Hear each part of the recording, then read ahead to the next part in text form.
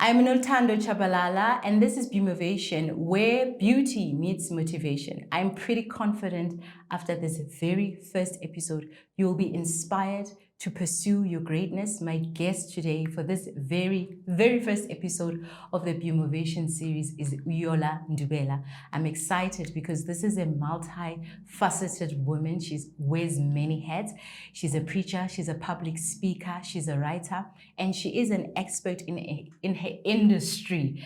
Let me actually allow her to introduce herself. Yola, welcome to Beaumovation. Thank you so much for coming. Thank you, Noluthando. Thank you so much for inviting me. And to the guests, thank you so much for giving us your ear and your eyes. My name is Yola Ndubela, as she has said, a woman with so many hats that she wears. Besides the preaching and the speaking and the writing, and also which is in my career, which is the health and safety. One thing that I definitely identify myself is, which actually puts up the whole makeup of Yola, Yes, is that I'm a woman of God. Yes. And this what drives me, this what determines my moves in my career, in my workplace, or even socially, and even with my kids and with my family at home. So this is what actually defines Yola Ndubela. I love it. Yola, I love that you actually started by listing what defines you, because the theme of the series is the power of identity. And when I looked at the women, the people, the individuals I wanted to have a conversation with, you were definitely one of them, because for as long as I've known you, you really have a solid sense of who you are. You know, you've always known who you are. Where does that come from? Where did you cultivate, or how did you cultivate that sense of knowing yourself? So for me, before, I don't even want to lie, because remember, now you started like being a child and a teen, making mistakes and whatnot, and then growing into a wife and a mother, and then I got divorced and whatnot. But I will just say that in my early years, what defined me was actually my parents, because my parents made sure that my identity is in Christ. Even though I would run away from that, and sometimes I would not identify with it because of, you know, the way life would change, and I would find some changes even in my life, and even interests, things I would find interest in which did not align with Christ, then I would find that maybe this is not for me. But as life happens, and where now I discover myself, my identity definitely is in Christ. And this is what determines everything that I do, even the clothes that I wear, even the places that I go to, even the food that I eat, even the company that I keep, and even it goes further, guys, to even the music I listen to and what I watch, and actually who touches my body and who doesn't touch my body. So this actually has become something that's actually secondary to me. So I would find when I would have to make a decision where I'm invited to a place, I'd be like, does the woman of God go to these places? Yes or no? But and you'll find that because I'm human, there are times where I would want to go to those places that are not of Christ. But then because my identity is in Christ, I would have to be reminded that that is not where my feet are supposed to be. I get you. You know, so many young women, so many young people actually write to me and they say to me, Noluthando, I don't know who I am. Noluthando, how do I cultivate a sense of confidence? How do I become the person that I envision myself to be? We'll get to, obviously, you know, you advising them, because I would like you to impart advice. But I just want you to maybe share with us in terms of everything that you've just listed now. You're set in who you are. You know who you are. You've cultivated that sense of, you know, having a spiritual identity. Has it always been like that? Because the challenge, like I said, is that young women, young people look at themselves and they judge themselves and they're like, I know I'm not who I'm supposed to be, but how do I become that? Yeah, So my question then to you is, has it always been like, have you always known? I mean, have you always been the Yola that you are now? And how did you convert? How did you build her? How did you become her? Definitely, I have not always been this confident. And this is why I mentioned my parents earlier. Yes. Because as a child, you have to have a great support system. Yeah. And that is where my parents played a role. Because when I was still very insecure, as a child, I was actually super thin. My knees would actually pop out of my body. Yes. And I remember in primary, I was a prefect. And then the teacher would leave the classroom and would request that I go and stand in front of the class and write the noisemakers.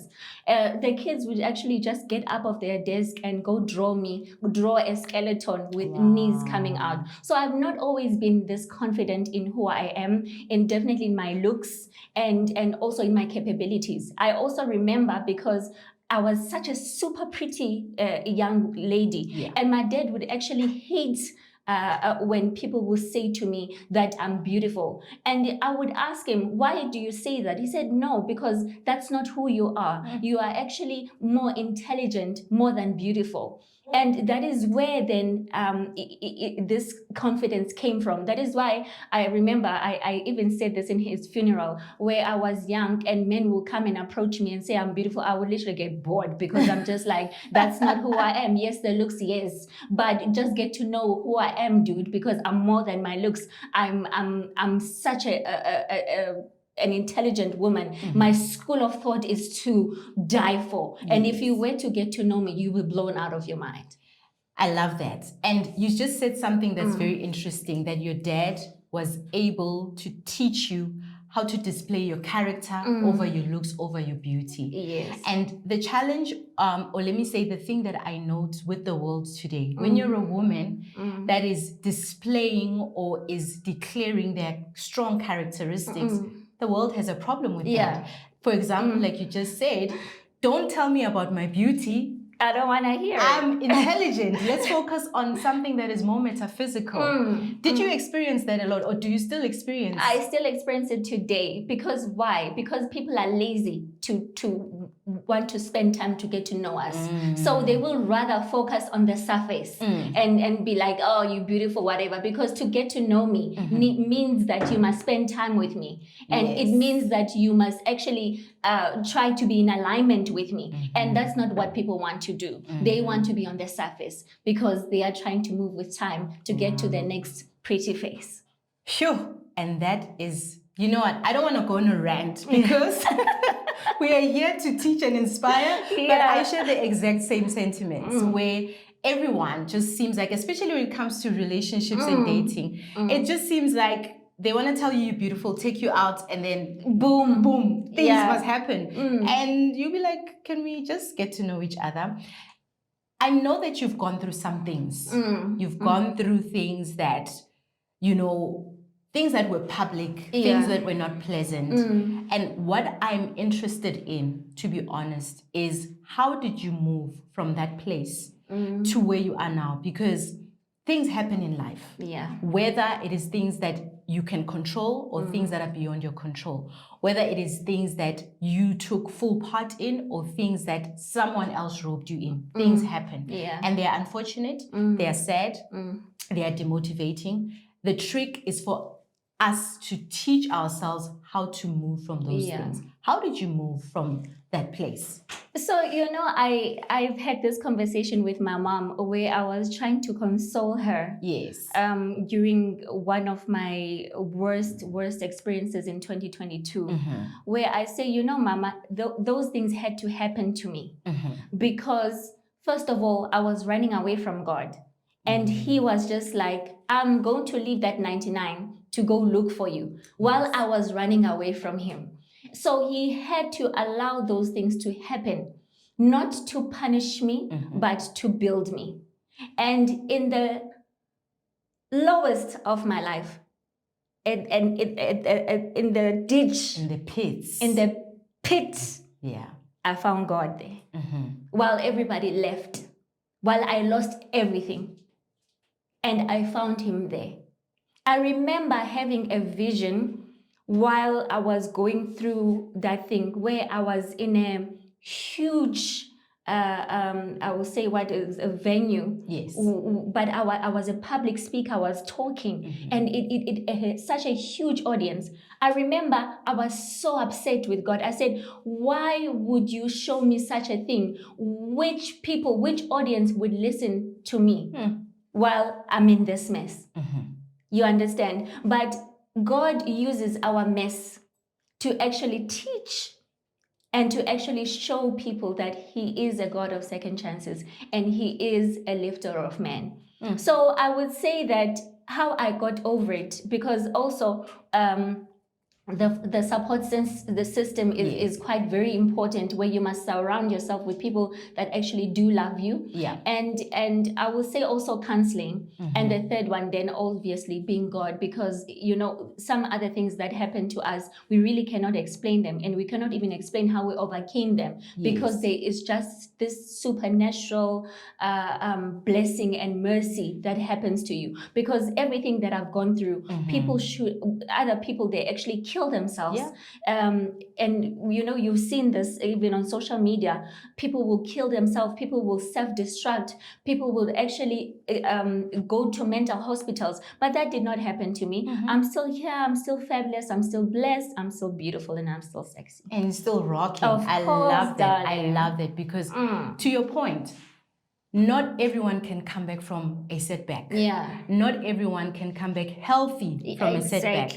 And I've also shared this as a message where I said that certain things are designed by the kingdom of darkness. Certain things are designed to make sure that you do not come back from it. To make sure that you literally self-destruct, like you mentioned. You take drugs, you become promiscuous, you just sleep around, you give yourself away, like you do not care about yourself. But you literally rose from all of that.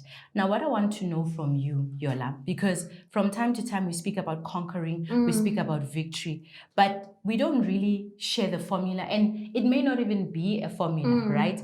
How do you then form a new identity? Because that is, I feel that it is really the cherry, or let me say the magic about being in that pit. When you are in that pit, you have to share it. Whether it's the old you, whether it is anything that is holding you back. But sometimes, if not most times, people don't know how to then crack that. That's why they would rather stay in that pit, or they would disappear from the face of the earth. Are there certain things that you did specifically to say, I know this has happened, I know this is what the world has seen, these are what the blogs, the vlogs have said, but this is how I'm going to be? So I would say that first of all is to accept. You have to accept that that is what has happened. That's what you did, or that's what happened to you. You have to accept it. Number two, you have to hate that version of you. You definitely have to hate her. You must look her there in that pit, and be like, that is not who I want to be anymore. So that you are able then to divorce everything that is aligning to that worst version of you. There are times, Thando, where, because we are going through life, where things will happen even now, where I would miss those old traits, or maybe those old companies or friends or behaviors, But I will have to remind myself what those things got me to. And I would have to say, not this time around. So for me, accepting, hating that version of yourself, and also committing now to this new identity, and say, this is who I want to be. And you have to want better for yourself. No one is going to want better for yourself except for you. My mom cannot do it. My sisters could not do it. I had to do it for myself. And that is what has made me to rise from the ashes and say that that was not who I am. And people sometimes, because they want to humble me, because they can see I'm working high, and they want to bring up that incident and be like, isn't that Yola of the whatever, you know. And I would say yes, definitely it is. And you know, I got over it, and I would just share what that experience taught me. And because I am not going to allow that experience to take down this version that I am today. Because let's look at the things that you are besides that experience. Yeah. Writer, exactly, an expert in your industry. I mean, 14 years in the health and safety industry is not something you can just wake up and claim, right? Snip up and place. No, for real, it's snip up and place. And yet, the world will still want to hold on to the negative. The world will still want to hold on, like you're saying, isn't that Yola who did X, Y, Z? Yeah. And practically, how do you deal with it? How do you deal with it practically? Because not everyone understands how to push back, you know? Like, I've also been through it, but the episode is not about me, it's about Yola. How do you handle those negative comments and commentary, basically? So I when I see them, actually, they make me laugh. Yeah. Because I always see it as the devil's tactics to try to humble me, to try to break my spirit. Yes. So whenever I see them, honestly, it makes me laugh. And I always pray for those people, because it means then if you are able to say such a negative thing about a person, it means you are an unhealed person. It means you are a person that's broken, for you to want me to go back to a state of where I was broken. So I'm telling you, Thando, you have to have a sense of self-belief, yes, and confidence for you to be able to ignore. And I said this in another speech, I think when it was my birthday, where I said, you know, that old version of me was very messy. And she was very confrontational, but not this version. This version, she's so chilled. I could know everything about a person that they are plotting to do about me and whatnot, but I will look them in the eye and I will laugh and I will not confront nothing, because now I've learned to understand that we are not fighting against flesh and blood, but we are fighting against principalities of the darkness. Sure, it's a realization that even I have come to grasp, that when God says, for you do not wrestle against against flesh and blood, you wrestle against principalities and the rulers of darkness. I literally imagined an office building, like corporate, right? Where there's people that design problems, design challenges, design temptations, design pitfalls for people. And if you as Noluthando, if you as Yola fall into it, that is it. That is the start of literally either your demise or the start of you perishing or the start of even your death, to be honest. Because the devil comes to kill, steal, and destroy. And remember, these people, they are hiring you because you stood out, because of your intelligence, of your creativity. And now they've employed you to try to make sure that you go down. They can never convince me that corporate is for the best for us. They can never convince me. Before we get into corporate, into corporate rent, I really would like to teach young people, especially young girls. You know, there's a lot of, and I know it's natural for them. They're young, they are not yet exposed to, I sound like a mom. You know, remember the days when our moms used to say, you don't know the world, like I know the world. I see it now. That's what, what our mothers meant. But I'm noticing that most times young people think that everything is hunky-dory. They will make videos like, oh, you don't have enemies, you're imagining your enemies. You don't have haters, you're imagining your haters. Do you care to share the rude awakening that is out there? As in, can you share with young people? Because I don't want it to come from me. When it comes from me, they think, oh, there goes Noluthando, the motivational speaker. But let it come from somebody else. You as my guest. How would you tell young people right now, young ladies, young men even, because young boys also fall victim into certain things. What would you say when it comes to how easily you can fall into a trap, or you can find yourself in that pit when you didn't see it coming? First of all, you know, the devil came with that thing, YOLO. You only live once. Yeah. And guys, it's a trap. we don't only live once, which we don't. Yeah. God will give you a second chance. Yes. You understand what I mean? But why must you throw yourself away just for this one time of fun? Because that thing came as a trap to say you only live once, so let me do whatever, let me go to the extremes. But you will never know that one time you steal your mom's car, you will kill like 9 people, then you spend the rest of your life in prison. And it's really, really a trap. And for one to actually go into a life-changing, painful experience that one could probably never be able to get away from, it takes a split of a second. It does. And I say this to everyone that I speak to, is that everyone that you meet, be paranoid. Sure. Not everyone who loves is what actually wants the best for us. Actually, some people that are walking here are not even human. So that is why I always even say this to my children, to say that you see someone wanting to help you, be paranoid. Don't take the help. Why would a stranger just care for you out of the blue?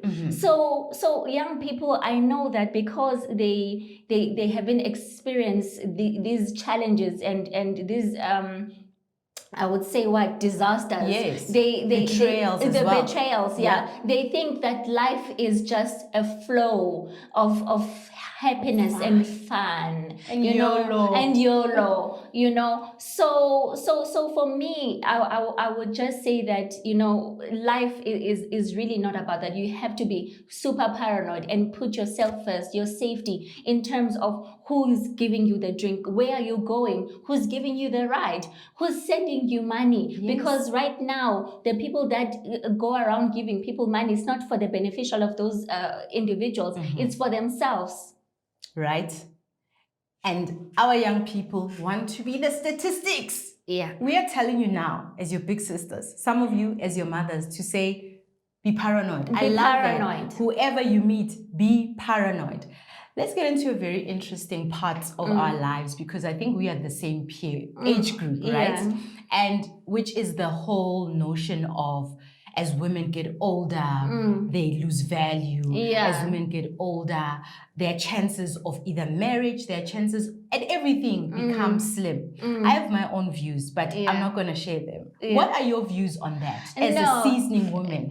So it's something that men came up with as a trap for young women, not for the older women, because the older women, remember, they've caught on, which is a lie. Because as you get older, you are more confident, you are making more money, you are more wiser, and you know exactly what you want from a man, and you are no longer letting these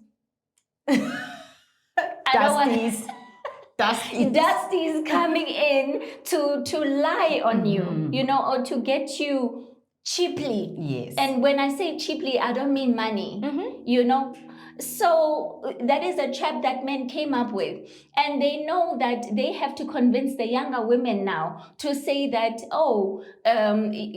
we'll rather do this now because you are going to get older and be unattractive. Time is running out and whatnot. And remember, also, they are saying that to also get the older women insecure, because the world benefits when a woman is insecure, because she's going to go get a BBL. She's going to get this product. She's going to go, give herself away to men and for validation and whatnot. So for me, I just think it was some cheap tactic that men came up with to demise women. I love also the fact that you keep on being beautiful. And y'all know I love women. Not in that sense, as in I love women because I am a woman. You must love what you are, right? And Yola, you've always looked stunning. You've always sparkled. So much. You've always been gorgeous. How do you do it? How do you keep it up? Because since I'm in the space of beauty and motivation, where I decided I want these two to collaborate. I want a beautiful woman who wants motivation to find a space, and I want someone who is motivated to also find space in beauty. How do you keep yourself up? And without even sounding superficial, oh, I need to keep myself up for the world. No. How do you keep yourself up just for you to be happy, for you to be comfortable, and for you to enjoy yourself? So I would say, Tando, first of all, like you said, Ukuti, I've always been beautiful. And I think back then I would do it maybe for validation and whatever, but this time is actually different because my prayer always is like, God, please help me to be beautiful from within. So because when I'm beautiful from within, then it radiates outside. You understand what I mean? And this is a body of Christ, guys. We have to keep it, at a standard. And I refuse to look like my problems. I don't care if I've lost a car or I have been evicted. But when you see me, you will doubt whatever you've heard about me. And that is what I need women to do, to refuse to look like their problems. Because once you look good, no matter what is happening around you, it actually boosts your confidence. You actually have a good day when you are dressed well. No matter what is happening, no matter what is in your bank account and what is not. It raises your frequency. Take care of yourself. Take a bath. Put on your perfume. It does not matter. I really love what you said. And I know it's a thing when we hear, don't look like your problems. It is truly a remedy. It's one of the things that I actually teach. Now, let's come to this new identity that you have assumed. And the challenges now, right? Because everything, we're not going to sit here and just play hunky-dory and just kind of, play Barbie world. Life is full of challenges. How do you overcome, Yola, the challenges? What do you do to overcome? How do you overcome the challenges? Because every single day, we envision ourselves wanting to be something, and every single day our enemy, the devil, also has a plan for us. And so you wake up and think, today I'm going to shine, I'm going to be bright, and you get a call that just messes up things. So you need to have techniques as a person that keep you solid. What are those techniques for you? What do you do? So Tando, I think if I were to tell my story one day, people are going to be super shocked. Can you give us a little snippet? A little snippet.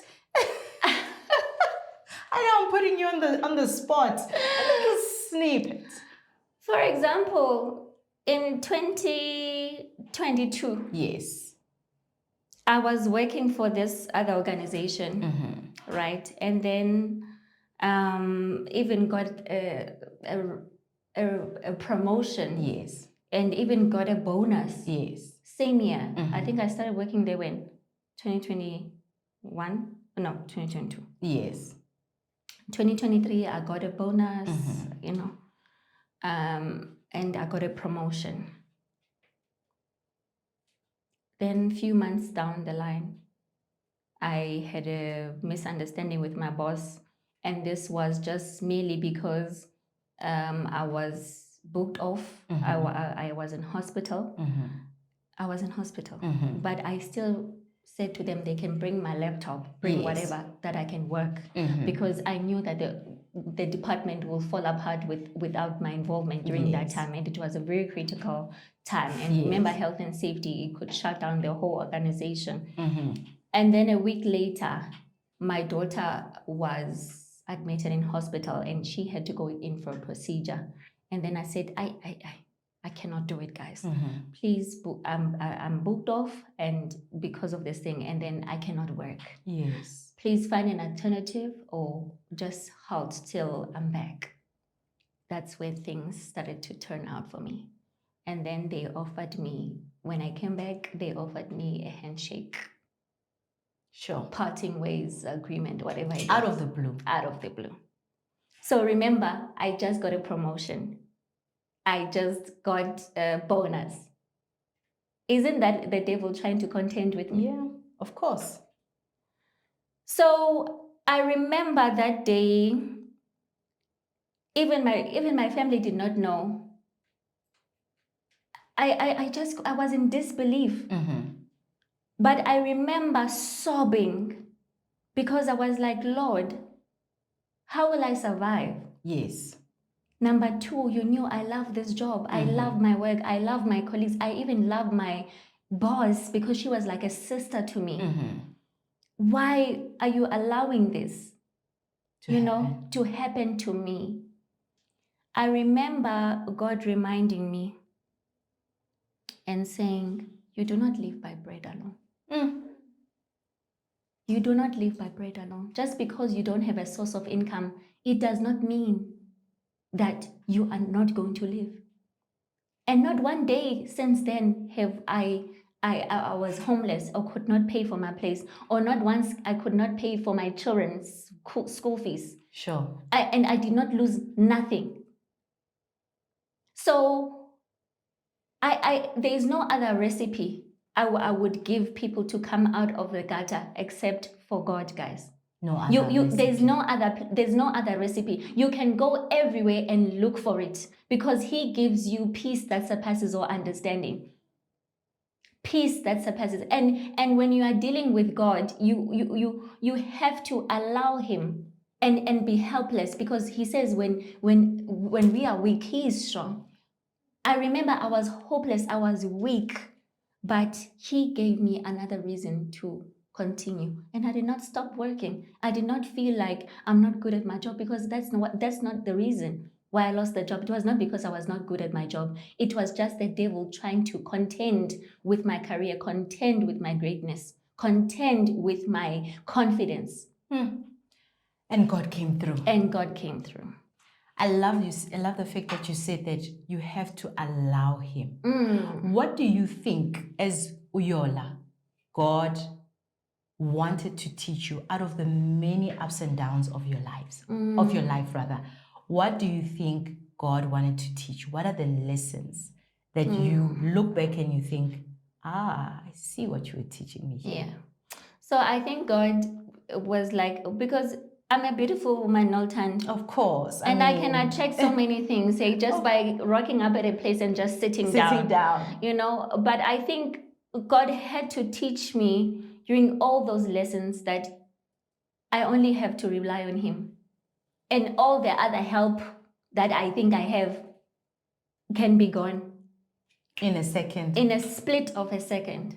Are you hearing that? In a split of a second. You can be beautiful and attract many things, but in a split of a second, it could be gone. So for you, it was God. For me, it was just God making sure that I rely on Him. And this is actually so deep, because it goes to, in terms of support, in terms of family, because they cannot always be there for you.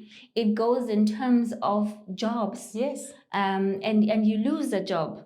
And who must you rely on? And it also goes in terms of relationships, where I was married and then I got divorced, and everybody else around me. And even like a stupid thing, guys, there's a quote that I love that I heard earlier this year. It says, fame, don't drink it. Yeah.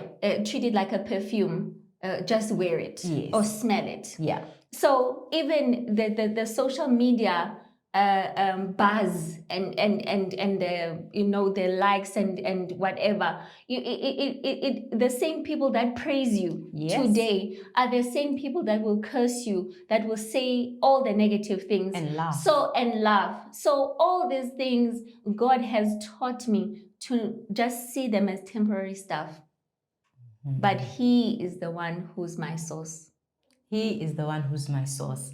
I really love this conversation because it encompasses so many things. Yola, I can tell from everything that you said that you have leveled up, not only in mind, but in spirit. Yeah. Because one of the things that I managed to, I could say, crack the code throughout my journey in grief and in everything that I've gone through as well, is to understand that you need to know who you are in the spirit. And I have no doubt you know who you are in the spirit. No, I'm a giant. In the spirit, I'm a giant. A slayer. I'm a giant. A warrior. They know me there by name, and they are scared of me. How did you find out? Because the reason I'm asking, how did you find how did you identify your spiritual identity? How did you crack your spiritual identity? Because when I taught this concept, when I said, make sure in everything you do, you go back to God and you ask Him, what is my spiritual identity? The first question I got is, how do I do that? Yeah. How do I know who I am in the spirit? How did you find out who God you are? allowed the spiritual warfare, guys. He had to allow witchcraft. And He had to teach me on how to fight it. I've got special prayers that I know once I've seen something, oh, this is how I must pray now. This is the line that I need to use. Yeah. And these are the times that I need to be praying at. So God will teach you. Yeah. And that's how you actually find out. There are things, Tando, because these things are so spiritual, né? You will see something and you'll be like, I know this one. I've seen this. I've seen this before. And I can tell you, even when God gives you a dream or allows you to see something, you are supposed to contend with that immediately after you wake up. Yeah. And be like, it will not happen in the name of Jesus. And find all the scriptures that go against whatever you've seen in the dream, because God is a merciful God. Before something happens on this realm, He will make sure that we see it on the spiritual realm. And you can only be able to access that privilege when you are close to God. When you're close to God. Because one thing that I fully agree with everything that you've mentioned, and one of the things that I think stops us from having that privilege, from God telling you directly and showing you things directly. And it doesn't have to be only witchcraft, even the path that you are supposed to take, where God shows you that this is where your gold mine is. One of the things that, and I'd like you to share yours as well, one of the things that I realize stops us is honestly, and I, for lack of a better description, I'll say being filthy. And by that, I mean not even loving yourself, not even, valuing yourself. When you are low vibrational. When you're low vibrational, when you are promiscuous, when you even your diet. Yeah. Even your diet, when you are not eating healthy. So many things can actually block you from God and hearing Him. What are the things that you think, looking at your old self, old Yola and current Yola, the stuff that caused that blockage between yourself and God? No, it was definitely, I will say, first of all, my way of thinking. Yeah. It was screwed up. It was not aligned to the ways of God. Number two, it was what I took in my body. Yeah. The food I ate, what I drank, and who I allowed to touch my body. Yeah. Where I took my body. And what I wore, like so many things, that allowed the blockages to happen, because I knew that I was talented. I knew that I have gifts, but I just did not know how to use them. I did not know what to write about. Sometimes when I love a man, I'm crazy about him, I'll write him a poem. Yes. But that's not why God gave me the gift of writing, because that was to be used for His own glorification. So I remember when I first wrote my poem, it was in 2022, where I was just camping and just waiting for my midnight prayer, and just God gave me these words, and I said, oh, that sounds nice. In fact, I started saying them, and I said, oh, this could be a poem, and then I started writing it, and it became such a beautiful poem. Wow. So those things, they block us, because we are never, even now, by the way, there are just some other gifts which are hidden in me. I would say, oh, I didn't know that I can do this. Yeah. Because we are made in the image of God, guys, we have multiple gifts. We are not just limited to just one or two gifts. We are multi-talented, and the only way we are able to unlock and those gifts could be revealed or risen from us is when we decide to take our walk with Christ serious, and He is able then to entrust us with these gifts and release them to us. Absolutely. I love that.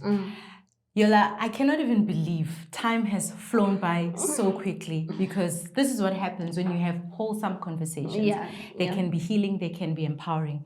I really would like you to just give your thoughts or your advice or your words of encouragement, because people, one thing I've realized when I embarked on the work that I do, people are truly, in in situations and circumstances that one cannot even, I get DMs and at times even I don't know what to say to someone because I'll be like, this is so big. What do I even say to someone? But I know for a fact that in this episode, someone will gain courage, someone will gain inspiration, someone will gain power from your words. I would like you to speak to that person right now. What I want to say to someone, it does not matter what you've done or what has happened to you. There's nothing you can never not come back from. Especially when you have Christ as your savior and you declare him as that, because he will help you. So, and we must also remember that it is the devil's agenda to contend with our greatness from the day we were born up until the day we die. So if you are feeling low and you are not feeling great, know that the devil is winning.